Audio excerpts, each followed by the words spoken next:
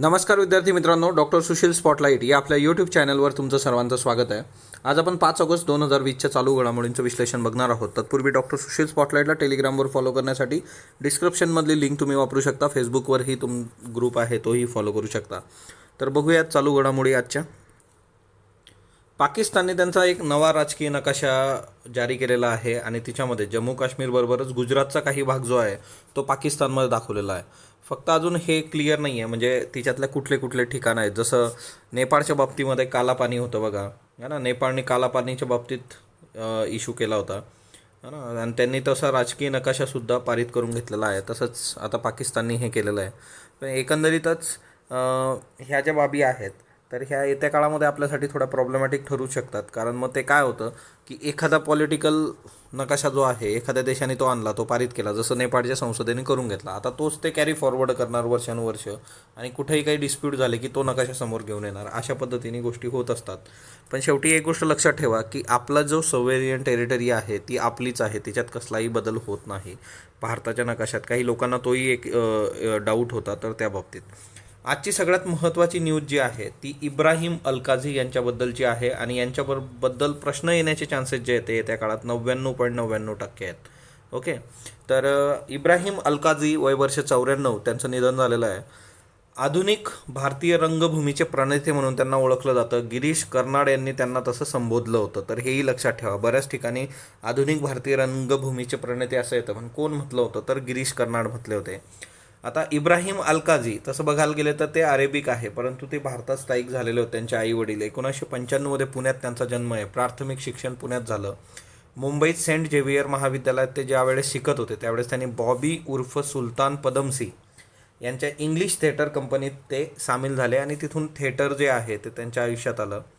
लंडनमधल्या royal academy of dramatic arts राडा येथे रंगकार्याचं प्रशिक्षण त्यांनी घेतलं आणि तिथं त्या काळात एक होतं की बाबा तुम्ही इंग्लंडमध्येच काम करायला हवं, परंतु त्यांनी परत ते भारतात आलेत.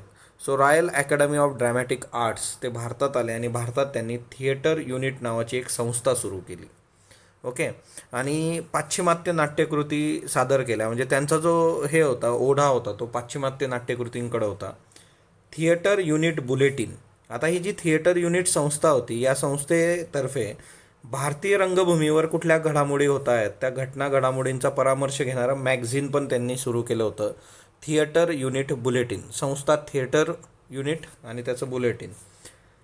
1959 दिल्लीत राष्ट्रीय नाट्य विद्यालय NSDची स्थापना झाली आणि NSDची जी स्थापना झालेली आहे म्हणजे नॅशनल जे काही आहे स्कूल ऑफ ड्रामा, याचा रेफरन्स तुम्हाला बऱ्याच ठिकाणी येतो. हे सगळे जे काही कलाकार तुम्ही आज रंगभूमीवर छोट्या पडद्यावर मोठ्या पडद्यावर बघताय तिच्यातले कितीतरी कलाकार जे आहे जवळपास 90-95% हे सगळे NSDमधून बाहेर आलेले कलाकार. आणि ही जी संस्था होती या संस्थेच्या स्थापनेसाठी इब्राहिम अलकाझी यांना पाचारण करण्यात आलं होतं 1959. एक तर महत्त्वाची बाब म्हणजे काय, तोपर्यंत भारतामध्ये की अशा पद्धतीची कुठलीही संस्था नव्हती. आणि मग नंतर जवळपास 15 वर्षे 1962 ते 1977 अलकाझी NSDचे अध्यक्ष होते आणि NSDला देशातली रंगकर्मी घडवणारी देशातली सर्वोच्च संस्था म्हणून त्यांनी नावारूपास आणलं. तर हे खूप महत्त्वाचं योगदान आहे. त्यांनी ते 15 वर्षे जी दिली होती तिच्यातून एक सर्वोच्च संस्था नाट्यकर्मींसंबंधीची ती उभी केली, जिचं नाव आजही म्हणजे आहे. आणि NSDमध्ये जाणं बऱ्याच लोकांचं स्वप्न असतं. NSDमध्ये कार्यरत असताना त्यांनी रंगभूमीवर नाट्यप्रयोग करणारा नाट्य विद्यालयातल्या विद्यार्थ्यांसाठी रेपटरी कंपनी पण स्थापन केली होती. सो त्यांच्याबद्दल बघा तुम्ही, थिएटर आहे, त्याच्यानंतर ती मॅगझिन आहे, रेपटरी कंपनी, त्याच्यानंतर NSDचे 15 वर्ष ते अध्यक्ष होते, डिरेक्टर होते. तर हे भारतीय नाटकांबरोबर त्यांनी ग्रीक शोकांतिका असेल, इब्सेन असेल, चेकॉव असेल, बेकेट असेल, मोलियर असेल, स्ट्रिनबर्ग असेल, शेक्सपियर यांची नाटकं विद्यार्थ्यांकडून बसवून घेतली होती. प्रादेशिक भाषेतली आणि संस्कृतमधली नाटकं त्यांनी हिंदीत अनुवादित करून घेतली. त्याच्यानंतर आर्ट हेरिटेज गॅलरी, तर आर्ट हेरिटेज गॅलरीची स्थापना त्यांनी दिल्लीत केली होती ज्यावेळेस ते राष्ट्रीय नाट्य विद्यालय NSDमधून रिटायर झालेत. त्याच्यानंतर आर्ट हेरिटेज गॅलरी. तर हे सगळे फॅक्ट्स त्यांच्याबद्दलचे महत्त्वाचे आहेत. 1960च्या दशकात प्रोग्रेसिव्ह आर्टिस्ट ग्रुपशी त्यांचा संबंध आला होता. या प्रोग्रेसिव्ह आर्टिस्ट ग्रुपवर MPSCद्वारे प्रश्न विचारलेला आहे, progressive artist group PAG. So MCQ already याच्यावर विचारून झालेला आहे MPSCद्वारे. आता प्रोग्रेसिव्ह आर्टिस्ट ग्रुप काय होता तेही आपण बघून घेऊयात.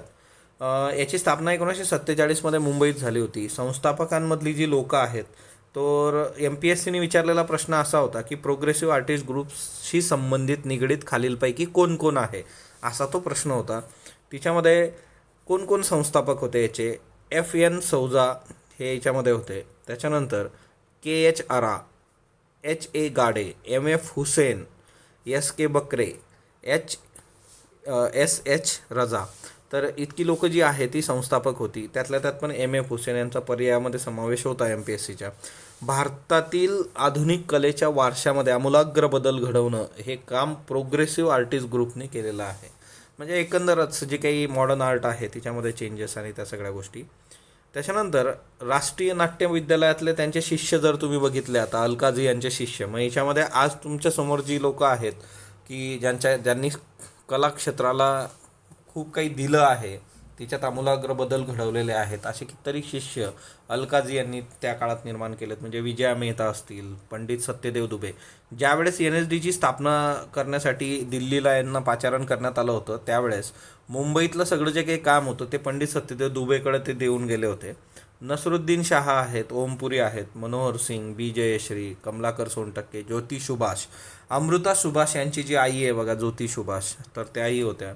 उत्तरा बावकर, सुहास जोशी, रोहिणी आणि जयदेव हट्टंगडी, है ना, 4 दिवस सासूचे, पंकज कपूर, सई परांजपे. तर ही सगळी जी आहे ती त्यांची शिष्यमंडळी. त्याच्यानंतर आयुष्याच्या शेवटच्या वर्षांमध्ये त्यांना अल्झायमर झाला होता आणि राज्यसभा TVवर यांचे इंटरव्ह्यूज वगैरे आहेत, तुम्हाला इंटरेस्ट असला तुम्ही बघू शकता. दिल्लीत खुल्या रंगमंचावर प्रयोग करण्याची सुरुवात त्यांनी केली होती. सो अशी कितीतरी बाबी त्यांनी केल्या. तर एकंदरच भारतीय आधुनिक रंगमंचाला किंवा रंगभूमीला एक नवा श्वास घेण्यासाठी तयार करणारी ही व्यक्ती आहे आणि ती आपल्याला माहीत पाहिजे. अपेक्षित आहे त्या काळामध्ये प्रश्न विचारला जाईल. आज 5 ऑगस्ट आहे, राम मंदिर भूमिपूजन आहे अयोध्यामध्ये. तर पंतप्रधान नरेंद्र मोदी यांच्या हस्ते राम मंदिराचं भूमिपूजन होणार आहे. आता याच्यामध्ये एक MCQसाठी विचारलं जाईल असा एक मुद्दा जो आहे की श्रीराम जन्मभूमी मंदिर या नावाने टपालाचं तिकिटाचं प्रकाशन करणार आहेत, ते पंतप्रधानांच्या हस्ते होईल. सो टपाल आणि इंडियन पोस्ट असे वेगवेगळे तिकीटं काढत असतं बघा मधून, तर तिच्यात त्यांनी आता श्रीराम जन्मभूमी मंदिर नावाचं एक टपाल तिकीट काढलेलं आहे आणि त्याचं प्रकाशन होणार आहे. एकूण 175 लोकांना निमंत्रित करण्यात आलेलं आहे. इथं 135 संत महंत आहेत आणि 40 विशेष पाहुणे आहेत. मंदिराचे ज्या प्रारूपाचे फोटो आहेत ते पहिल्यांदा पब्लिश झालेत आणि तिच्यामध्ये हे मंदिर 3 मजली असणार आहे आणि 161 फूट उंच असणार आहे आणि त्याच्यामध्ये मंदिराचे विश्लेषण करणारे बरेच व्हिडिओसुद्धा आहेत. पण एकंदरीत आपल्यासाठी महत्त्वाची बाब जी आहे ही टपालाच्या तिकिटाची जरा महत्त्वाची गोष्ट आहे आपल्यासाठी. ओके, शक्यतो याच्यावर प्रश्न विचारले जाण्याचे चान्सेस किती आहेत, तर फार कमी आहेत. त्याचं रिझन एकदम सिम्पल आहे, खूप रिलिजियस याच्यावर वगैरे प्रश्न विचारले जात नाहीत कुठलीही एक्झाम तुम्ही जर बघितली. शाश्वत ऊर्जा सेवा संस्था SEU योजना, तर ही SEU योजना जी आहे ती अमेरिकेतले डेल्वेर विद्यापीठ जे आहे तिथले नोबेल पारितोषिक विजेते प्राध्यापक डॉक्टर जॉन बर्न यांनी ही योजना सुचवलेली आहे पर्यावरण संवर्धनाची. त्रिसूत्रीवर एका योजना ही आहे ती आधारलेली. ही त्रिसूत्री काय आहे, ऊर्जेची बचत, ऊर्जेचा कार्यक्षम वापर करणारी उपकरणं आणि अक्षय ऊर्जा जास्तीत जास्त वापरणं. तर ह्या 3 महत्त्वाच्या गोष्टी आहेत की अपारंपरिक ऊर्जा वापरा, कार्यक्षम करणारी उपकरणं जास्तीत जास्त जी तुम्हाला इफिशियन्सी देतील, ऊर्जेची बचत होईल, तर अशा याच्यावर ही योजना आहे. त्याच्यानंतर देवेंद्रनाथ पाणिग्रही, वय वर्ष 91, तर ही पण एक खूप महत्त्वाची व्यक्ती आहे. इतिहास, संशोधन, अध्यापन या दोन्ही याच्यामध्ये यांचं काम आहे. यांचं निधन झालेलं आहे देवेंद्रनाथ पाणिग्रहींचं.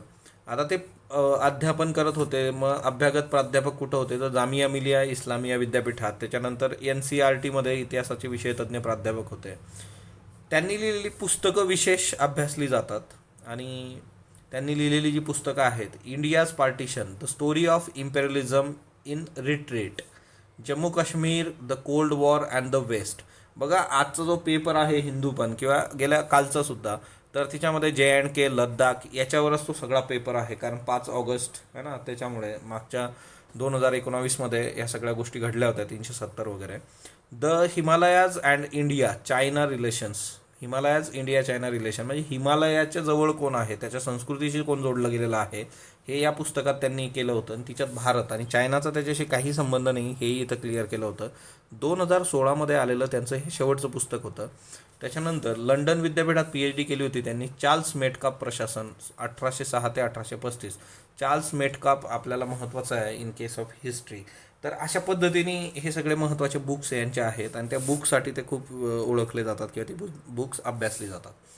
कुलभूषण जाधव जे आहेत यांच्याकरता 3 न्यायमित्रांची नेमणूक करण्यात आलेली आहे पाकिस्तानमध्ये. तर याची पार्श्वभूमी जर तुम्ही बघितली तर कुलभूषण जाधव वय वर्ष 50 यांना पाकिस्तानी लष्करी न्यायालयाने हेरगिरी करण्याच्या आणि दहशतवादाच्या आरोपाखाली एप्रिल 2017मध्ये मृत्यूदंडाची शिक्षा सुनावली होती. पाकिस्तानचं म्हणणं आहे की ते आपले नौदलाचे अधिकारी आहेत आणि ह्या सगळ्या ह्याच्यात मग भारताने आंतरराष्ट्रीय न्यायालयात दाद मागितली होती. आंतरराष्ट्रीय न्यायालय काय असतं, त्याच्यात काय चेंजेस आहेत, काय काय डिफरन्सेस आहे, यासंबंधीचा व्हिडिओसुद्धा मी पोस्ट केलेला आहे. तर तो ज्या लोकांना कन्फ्युजन असेल की आंतरराष्ट्रीय न्यायालय आणि इंटरनॅशनल क्रिमिनल कोर्ट, तर त्यांनी तो नक्की बघा, तिच्यातून गोष्टी क्लिअर होतील. सो मृत्यूदंडातल्याच्या शिक्षेला आव्हान देण्यात आलं होतं याच्यामधून. आणि मग आता सध्याची परिस्थिती आहे, पाकिस्तान विशेष काही सहकार्य या प्रकरणात आपल्याला करत नाही आहे. तरी आता आपण न्यायमित्र याच्यामध्ये जरा आपल्याला एक संधी परत मिळते आहे. आणि न्यायमित्र हे काय असतं, मग 3 न्यायमित्र दिलेले आहेत. तर कुठल्याही प्रकरणात मदतीसाठी नेमलेले वकील म्हणजे न्यायमित्र. तर असे 3 न्यायमित्र त्यांच्यासाठी आता नेमलेले आहेत आणि सप्टेंबरच्या फर्स्ट वीकमध्ये ही सुनावणी होणार आहे. तर बघूयात येत्या काळामध्ये, होप फॉर द बेस्ट. सरकारी बँका ज्या आहेत आपल्या, तिच्यातला हिस्सा जो आहे तो 51% कमी करा, असं RBIने म्हटलेलं आहे. ओके. आणि हा खूप मेजर इश्यू आहे बघा. आज प्रायव्हेटायझेशन, जी लोक बँकेत आहेत जॉब करणारी, तर त्यांच्यामध्येही थोडंसं संभ्रमाचं वातावरण आहे की प्रायव्हेटायझेशन झाल्यानंतर गोष्टी खूप बदलून जातात. आणि सरकारी बँकांमधला हिस्सा 51% कमी करायचा आहे असं RBIने म्हटलेलं आहे. की यालाच आपण निर्गुंतवणुकीकरण किंवा डिसइन्व्हेस्टमेंट म्हणतो. तर सार्वजनिक क्षेत्रातल्या 6 मोठ्या बँका आहेत की ज्यांचा भांडवली हिस्सा सरकारने 51% कमी करावा. आणि बँकिंग क्षेत्राच्या नियामक रिझर्व्ह बँकेने हे सुचवलेलं आहे 5 ऑगस्टला. आता हे खूप आधीपासून चालू आहे, काल प्रॉपर हे झालेलं आहे की 6 बँकातलं भांडवली हिस्सा जो काही आहे तो 12 ते 18 महिन्याच्या कालावधीत 51% कमी करायचा. मग आता याच्यात कुठल्या कुठल्या बँक आहेत, तर त्या तुमच्या समोर आहेत बघा, या बँक 6 बँक. आणि या बँकांमधलं सरकारी भाग भांडवल किती आहे तेही बघूयात. तर ह्या 6च्या 6 बँक आहे आणि हे जे आहे हा गव्हर्नमेंटचा स्टेक आहे तिच्यामधला. आणि हा आपल्याला कितीपर्यंत करायचा आहे, 51% असं RBIने सुचवलेलं आहे. आणि सरकार याच्यासाठी अनुकूल आहे. स्टेट बँकेमध्ये आता सध्या 57.6% गव्हर्नमेंटचा स्टेक आहे. पंजाब नॅशनलमध्ये 85% आहे. बँक ऑफ बडोदा 71%, युनियन बँकेत आणि बँक ऑफ इंडिया या दोघांमध्ये जास्त आहे बघा सरकारचा स्टेक, 89.1%. कॅनरा बँकेत 78%. सो एकूण या 6 बँका आहेत आणि या 6 बँकांमधला ही जी टक्केवारी आहे ही तुम्ही बघू शकता. तर हे एक महत्त्वाचं आहे. त्याच्यानंतर एवढं आहे, ही टक्केवारी काही लक्षात ठेवायची नाही, पण तुम्हाला एकंदर आयडिया यावी याच्याकरता दिलेली आहे की एकूण किती टक्केवारी आहे बाबा. हा ना, जी स्टेट बँक आज सर्वात मोठी, तिच्यात सर्वात कमी आहे बघा ही सरकारी जी काही स्टेक आहे 57.6%. ही जी निर्गुंतवणूक होणार आहे, या निर्गुंतवणुकीतून सरकारला जवळपास 43,000 कोटी मिळतील. एकंदरीत कोविड-19, त्याच्यानंतर सरकारी बँकांचा सगळ्यात मोठा इश्यू आहे NPA, non performing asset. Okay. तर असे काही बेसिक जे इकॉनॉमीचे कन्सेप्ट आहेत, तर तिच्यात आणि न्यूजमध्ये असणाऱ्या गोष्टी त्या आपण कव्हर करतोय, तर त्या बघत राहा. तिच्यातून तुम्हाला आगामी याच्यात बऱ्यापैकी फायदा होईल. हा ना, त्याची सिरीज आपली चालू आहे. त्याच्यानंतर ओडिसामध्ये केज फिशिंगला प्रोत्साहन देण्यात येणार आहे. पिंजऱ्यातील मत्स्यपालन, आता गोड्या पाण्यातील म्हणजे फ्रेश वॉटरमधली जी काही फिश आहे तिची डिमांड मोठ्या प्रमाणावर आहे. आणि त्याच्यामुळे सरकारने तो एक निर्णय घेतलेला आहे तिथं की आपण येत्या काळामध्ये पिंजऱ्यातल्या फिशिंगला प्रोत्साहन देऊयात, जेणेकरून पिंजऱ्यातलं फिशिंग मोठ्या प्रमाणावर प्रॉपरली होईल आणि तिच्यामधून डिमांड पण पूर्ण होईल आणि शेतकऱ्यांना पण फायदा होईल. आता हे जे आहे की पिंजऱ्यातलं फिशिंग काय असतं ना, की एक मोठा पाण्याचा साठा जो असतो, म्हणजे फॉर एक्झाम्पल हा मोठा एक टँक आहे, तिच्यामध्ये पिंजरे सोडले जातात आणि ह्या जे पिंजरा असतो या पिंजऱ्यातच माशाचं बीज सोडलं जातं. म्हणजे ते जे आहे की या पिंजऱ्याच्या बाहेर जात नाही, म्हणजे त्यांना खाद्यपदार्थ वगैरे इथंच द्यायचं आणि पाणी सगळं असतं, तर तिच्यामध्ये त्याची वाढ इथंच होते. आणि मग ज्यावेळेस तुम्हाला पाहिजे त्यावेळेस पिंजरा काढा, मासे काढून घ्या, दॅट्स इट. तर अशा पद्धतीचं हे सगळं आहे. त्याच्यानंतर कालचे प्रश्न बघा. इपिडेमिक डिसीजेस ऑर्डिनन्स 2020नुसार बिनचूक विधान ओळखा. डॉक्टरांवर हल्ला केल्यास 7 वर्षाची जेल आणि 5 लाखांपर्यंत दंड होऊ शकतो. बरोबर आहे. नुकसान केलेल्या रकमेच्या दुप्पट रक्कम भरपाई म्हणून करावी भेटू म्हणजे तुम्ही जेवढं नुकसान करा ते डबल तुम्हाला पे करावं लागेल. आता हे जे आहे की व्याघ्र प्रकल्प कर्नाटक, तमिळनाडू, राजस्थान, कर्नाटक भद्र, त्याच्यानंतर तमिळनाडू सत्यमंगलम, राजस्थान सारिस्का सर्व बरोबर येत आहे. एकंदर जे काही व्याघ्र प्रकल्प किंवा जे नॅशनल पार्क्स असतील ते न्यूजमध्ये आहेत, तर ते तुम्ही लक्षात घेणं गरजेचं आहे. तृतीयपंथीयांच्या भुजरिया हा उत्सव रक्षाबंधन नंतर साजरा होतो, हेही बरोबर आहे. मंगळवारा बुधवारा ही घराणी आहेत त्यांच्या ह्याच्यातली, तर हेही बरोबर आहे. आणि ब योग्य आहे. नवीन राष्ट्रीय शैक्षणिक धोरण जे आहे मध्यान्ह भोजनाआधी न्याहारीची तरतूद आहे, बरोबर आहे. मॅन्ड्रिन भाषेला वगळलेलं आहे, तर ही सुरुवातीला न्यूज होती, पण शिक्षण मंत्रालयाने हे क्लिअर केलेलं आहे की आम्ही वगळलेलं नाही आहे. ज्या भाषा तिथं दिलेल्या आहेत त्या भाषा ज्या आहेत त्या जस्ट एक्झाम्पल म्हणून आहेत, म्हणून उत्तर जे आहे ते फक्त अ आहे. शिक्षण कशात येतं, तर शिक्षण हे समवर्ती सूचीत येतं. याच्यात पण लक्षात ठेवा बघा, केंद्र सूची, समवर्ती सूची, राज्य सूची, आणि यांच्यामध्ये जर कुठेही एखादी गोष्ट जर नमूद केलेली नसेल तर त्याला ती मग जाते की रेसिड्युरी पॉवर, की ती केंद्राकडे जाते परत. अशी जर कुठली गोष्ट असेल की जे केंद्र राज्य समवर्ती सूचीत नसेल तर त्याच्यावर निर्णय घेण्याचा अधिकार जो असतो तो केंद्राला असतो. आजचा प्रश्न घ्या. What is tropical cyclone. Tropical cyclone काय असतं, how India affected by it, Bharat त्याच्यामुळे कसा अफेक्ट झालेला आहे, चॅलेंजेस फेस्ड बाय इट, काय काय चॅलेंजेस फेस करावे लागतात, डिस्कस. ओके, तर 15 मार्काचा प्रश्न आहे बघा. आणि असं बघायचं 3 आहे तिच्यामध्ये, मग ट्रॉपिकल सायक्लोन, तेच इंडिया कसा अफेक्ट होतो, जॉग्रफी कशी आहे, आणि चॅलेंजेस काय आहेत. सो आणि त्याला तुम्ही कशा पद्धतीने डील कराल. सो हे 3 महत्त्वाचे मुद्दे आहेत आणि त्याला तुम्हाला डील करायचं आहे. MPSC एसे बोलीभाषा. बोलीभाषा भाषा सौंदर्याची खाण असा तुम्हाला एसे आहे आणि हा 400 शब्दात तुम्हाला लिहायचा आहे. प्रश्न घ्या. प्रॉफिटरिंग म्हणजे काय. बँकेशी निगडीत संज्ञा, सायबर गुन्हेगारी संज्ञा, संगणक प्रणाली, व्हायरस. तर प्रॉफिटरिंग काय आहे हे तुम्हाला सांगायचं आहे. मोठ्या प्रमाणावर नफेखोरी. दुसरा प्रश्न आहे, GCCच्या सदस्यांपैकी सर्वाधिक क्षेत्रफळ असलेला देश कोणता. Saudi Arabia, Qatar, Bahrain, Kuwait. GCC पैकी सर्वाधिक क्षेत्रफळ असणारा देश कुठला. त्रिभाषा सूत्र राष्ट्रीय शैक्षणिक धोरण 2020ला, नाही इथं 200 झालं, 2020ला विरोध करणारे राज्य खालीलपैकी कुठले. केरळ, कर्नाटक, तमिळनाडू, दिल्ली. एन्डेव्हर ही नासाद्वारे बनवलेली अवकाश कुपी होय. दुसरं स्टेटमेंट आहे, 2021मध्ये खाजगी अवकाश पर्यटन सुरू होण्याची दाट शक्यता आहे. फक्त ब, दोन्ही ब यापैकी नाही. फिलिप्स कर्व जो आहे तो कशाशी संबंधित आहे. Core inflation, predatory pricing, insider trading, stagflation. तर याची उत्तर तुम्ही कमेंट बॉक्समध्ये देणार आहात. स्पॉटलाईटला जो तुम्ही प्रतिसाद देतात त्याबद्दल मी आपला आभारी आहे. स्पॉटलाईटला लाईक करा, शेअर करा, सबस्क्राईब करा. धन्यवाद विद्यार्थी मित्रांनो.